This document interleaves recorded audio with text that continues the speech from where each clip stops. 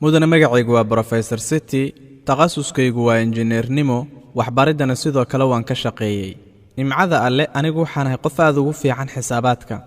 Ugu horreyn waxaan qadarinayaa hawshaada aad ku adagada heeso, waxaana alle kaaga baryayaa inuu da'du kuu qoro kuu labalaabo. Waan u mahadcelinayaa dhammaan muslimiinta halkan jooga, sababtoo ah fursadda koowaad ee su'aasha ay siiyeen. mudana waxaan aqriyay Bhagavad Gita sidoo kale waxaan aqriyay Ramayaan marka loo eego inaan ahay Hindu meelaha lagu cibaadaystana waan ku noqday walaashay ninkeedu waa Muslim Quraanka ayuu siiyay 2 mar ayaan aqriyay waxaan si cad u oran karaa anigu waxaan raacsanahay Quraankeena si dhameystiran ducadiina ama salaantiina waxaan u gadiyay English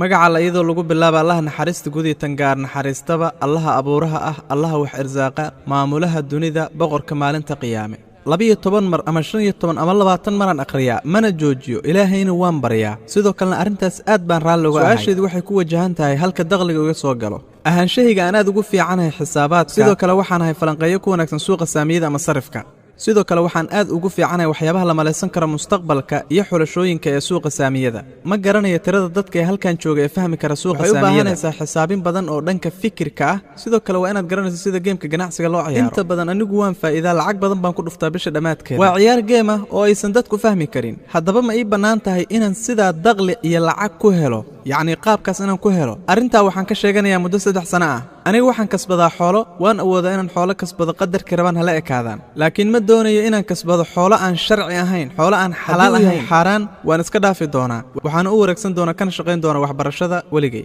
walaalka su'aal aad u wanaagsan buu na weydiiyey waanu ku qadarinayaa markuu akhriyay Bhagavad Gita Ramayaan iyo buugaagta Hinduuga inuu Quraanka 2 mar akhriyay saxiixnimadiisana uu qiray ninka walaashii qaban waa Muslim aadna wuxuu ugu wacan yahay xisaabaadka wuxuuna sheegay sidoo kale in aniguna ku fiicanahay xisaabaadka xilligayga waxbarashada iskuulka fasalka 1 ilaa fasalka 9 ilaa 10 waxaan gali jiray kaalinta 1 mar walba iga raali ah mudana xasuusta ay qiyaantay aniga qof adiga kulamada wali ma aanan waa nicmad xagga alle ka imaatay haday tahay nicmad xagga alle ka imaatay waxaan rajaynayaa adigoo kala noqdo God agar ईश्वर की मर्जी हुई अल्लाह की मर्जी हुई तो आपका शिष्य बनूंगा इसी प्लेटफॉर्म पर insha Allah walaal insha Allah hadii ilaahay doono ugu horreyn waxaan ka jawaabi doonaa su'aasha kadibna waxaan u noqon doonaa tacliiqaas ugu dambeeya walaalka insha Allah marka loo eego su'aashaada aad ku sheegtay inaad ka shaqeyso suuqa saamiyada iyo waxa qusay waxyaabaha la maleysan kara mustaqbalka iyo xulashooyinka wixii la mid ah iyo inaad ku wanaagsan tahay xisaabaadka iyo falanqaynta adigoo lacag fiican hela bisha dhamaadkeeda mar walba haddaba su'aashaadu waa faa'iidadaas ma xalaal ba mise waa xaraan marka la eego suuqa saamiyada stock marketku sidiisa xaraan ma aha maadaama mucaamaladaada adiga ay ku soconayso qaacidooyinka islaamka waxa xaraan ku ah ribada waxa jira aayado fara badan oo quraanka ku jira oo aan ka yareen 8 meel oo kala duwan Allah subhanahu wa ta'ala uu ku sheegayo quraanka in ribadu ay tahay xaraan suuratul imraan suurada 3 aayada 130 suuratul nisaa suurada 4 aayada 161 iyo suuratul baqara suurada 2 aayada 275 suuratul baqara suurada 2 aayada 270 iyo suuratul baqara suurada 2 aayada markeedu yahay 278 waxay leedahay kuwa alla rumeeyo ka dhowrsada Allah oo ka taga wixii ka haray ribada kanaan ribada iska dhaafaynin aayada 279 haddaydan falin sidaas ogaada dagaal ka imaanaya xagga Alle iyo rasuulkiisa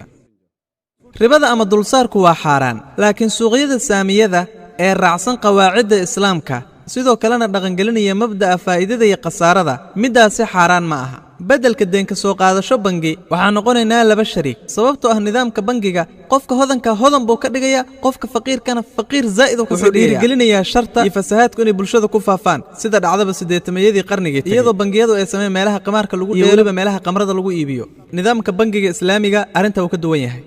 islaamku wuxuu dhiirigelinayaa shuraakada faa'iidada iyo khasaarada leh nidaamka saamiyada maxaad sameynaysaa saami ayaad iibsanaysaa sida darteed saami ayaad ku yeelanaysaa shirkadaas la eg 1% ama 10% ama 0.1 haddaba islaamku wuxuu dhiirigelinayaa shuraakada faa'iidada iyo khasaarada leh haddaba haddaad samaynayso mucaamalooyinka arrinta la xiriira ee saamiyada maadaama ay waafaqsan tahay shareecada islaamka sidoo kale maadaama aadan iibsanaynin saamiye shirkado soo saara qamrada ama shirkad ku mucaamalato dulsaarka ama shirkad maaliyadeed ha ahaadaan bangiyada noocyadooda kala duwan ama shirkado ku mucaamalooda waxyaabaha xunxun ee warbaahinta sida filimada anshaxumada ah haddii shirkadda wax soo saarkeedu aanu ka shaqaynaynin sharta iyo fasaadka iyo halaynta bulshada sida cabitaanada khamrada muqaadaraadka daraagis markaa leeyahay daawada maaha maya daawadu waa bannaan tahay waxaan ka wadaa daroogada mamnuuca sida kokaayiinta horowiinka iyo waxyaabaha anshaxumada salka ku haya sida filimada waa xaaraan kuwaasi haddaba haddii saamiga shirkaddaas aad ku leedahay arrintaa tahay wixii ka soo baxaana waa xaaraan mudana kama aadan jawaabin boontigii aan ku weydiiyey oo ahaa waxyaabaha laga malaysan karo mustaqbalka iyo xulashooyinka waan u imaanayaa arrintaa waxaad iibaysaa 10 rubi oo keliya kadibna waxaad iibsanaysaa saami qiimihiisu yahay 100 rubi sanado badan ayaan haysan kartaa baan bixinayaa mahadsanid mudane waan ka xumahay inaan kaa gooyey hadda aanu nimaano waxyaabaha la malaysan kara mustaqbalka iyo xulashooyinka yacni inaad iibsato qayb saami ah mucaamalo aad ku gashay wax lamida marka la eego mustaqbalka haddaad iibsato qayb oo aad haysatid waan ogahay inaad awooddo inaad iibiso suuragalna ay kuu tahay inaad damaanad u heshid sidoo kalena xitaa inaad hesho qof kale waan ogahay waxyaabo ku saabsan arrintaasi waan la socdaa waa laga yaabaa inaan khabiir adigoo kale ahayn laakiin arrinta waxbaan ka ogahay in lagu mucaamaloodo mudaarabada mustaqbalka ku dhisan waa xaaraan